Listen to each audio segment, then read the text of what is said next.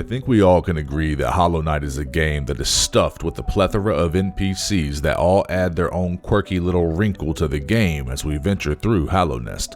It's this diverse and rich range of characters and personality that add depth and immersion to the experience as we play. From a warm and welcoming face at the town's entrance acting as a friendly guide throughout the game, directing you toward the next objective every time, to perhaps a greedy, hot tub fanatic breaking federal law and pretending to operate a bank.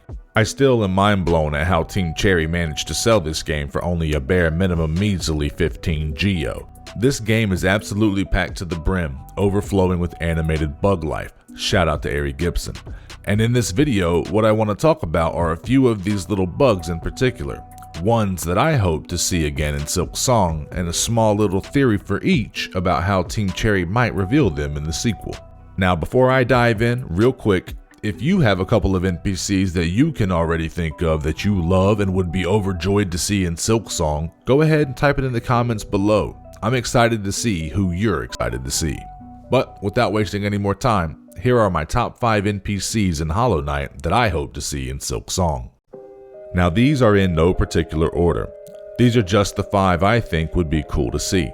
So first, I'm going to go with the most obvious, and that's Mr. Mushroom. We first see him traveling throughout Hallownest in the first game, obviously more preoccupied with having various conversations with other members of his psilocybin hive mind fungal brethren. He's the most obvious choice for consideration when talking about characters that are most likely to appear in Silksong, considering Team Cherry gives Mr. Mushroom his own little secret ending if you complete his side quest, where you have to find the traveling fungus in all of his secret locations throughout Hallownest and then subsequently beat the game. Ari and William hit us with the old to be continued, and it doesn't get much more blatant than that. And to speculate on how we might see Mr. Mushroom make an appearance in Silksong, well, I don't have much to go on here, but maybe a meteorite-like crash landing would be a spectacle to behold. Anyway, moving on to the next character I hope we see in Silksong. I think it would be really sick to see a Zelda in Silksong, and I don't think it's overly far-fetched. We know that she used to be a warrior and had to put down her weapon in the pursuit of living a quieter and more cozy life in Dirtmouth with Corn Poppy. But we also know she has the desire to stretch her legs once more, and boy, I just think it would be sick to see Hornet somehow stumble across a Zelda. I'm one of the biggest fans of female protagonists in video games, the likes of Zelda, Grease, Lara Croft, Claire Redfield, and Amicia to name a few. Something about badass female protagonists conquering the path before them. So to get to see another powerful female protagonist, and one that we're familiar with, would be fire. I could see us meeting her as a traveling bug we recurrently keep meeting on the road like Tiso or Cloth were in Hollow Knight. And maybe it would even be badass if we somehow got a little mini boss fight against her before ultimately befriending her and possibly even being able to summon her in future battles. Hornet and Zelda fighting side by side, 2 badass female protagonists. Anyway, I'm getting carried away.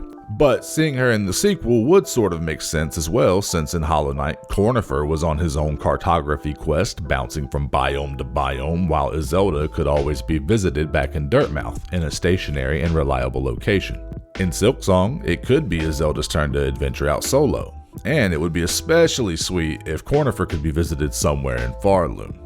But now I'm just really having wishful thinking. Nonetheless, on to the next. So speaking of wishful thinking, the third on my list, again in no particular order of importance, is the OG Quarrel. Let's start off by addressing the elephant in the room, that it is somewhat considered by the community that Quarrel is dead.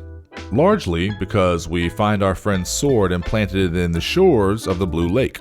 And sure, earlier in the game at the Lake of Un, our boy expresses the importance of maintaining a sharp blade and keeping that thing strapped.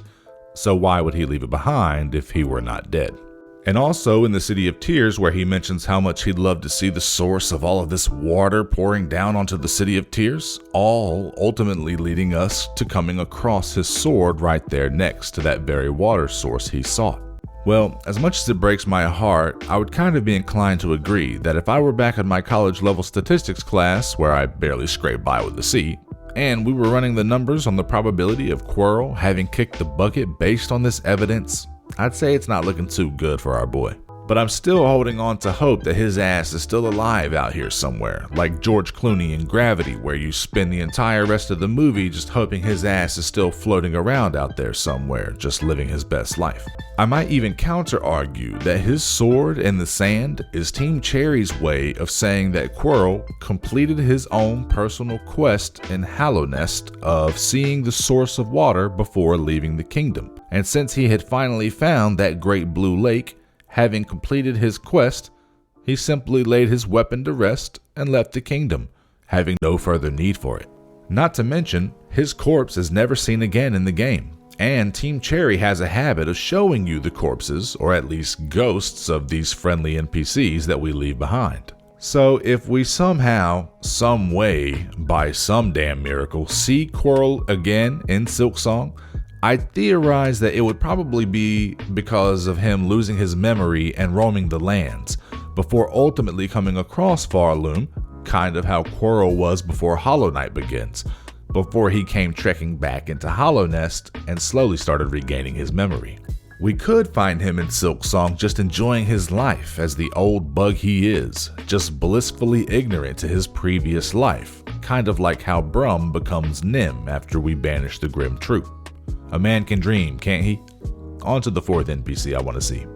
In Hollow Knight, after unlocking all 10 stag stations throughout the land of Hallownest, our kind stag friend will remember the location of his birth and will unlock that little secret station called the Stag Nest. Now, anyone who has gotten this far in the game knows that we will eventually find that little broken stag egg, kind of implying that the last stag isn't actually the last stag. When we take this news back to our gentle geriatric carrier bug, his name changes from the last stag to the old stag, reaffirming the hope that there are more of his kind out there who have survived and live on.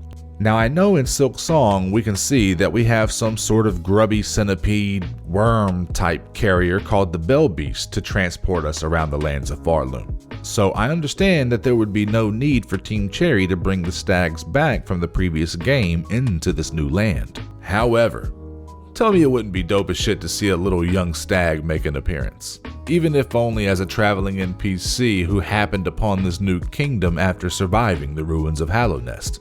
I certainly think it would be, and possibly even a line of dialogue paying homage to the old stag from Hollow Knight. I'd love to see it.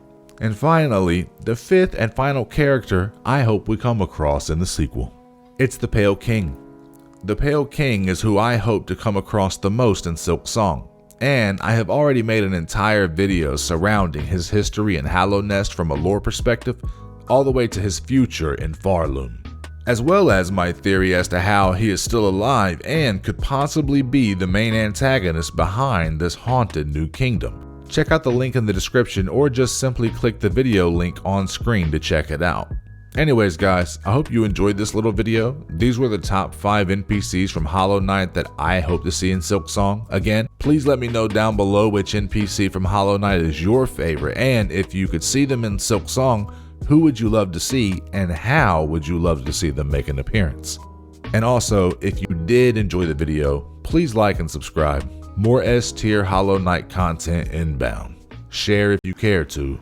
Until next time.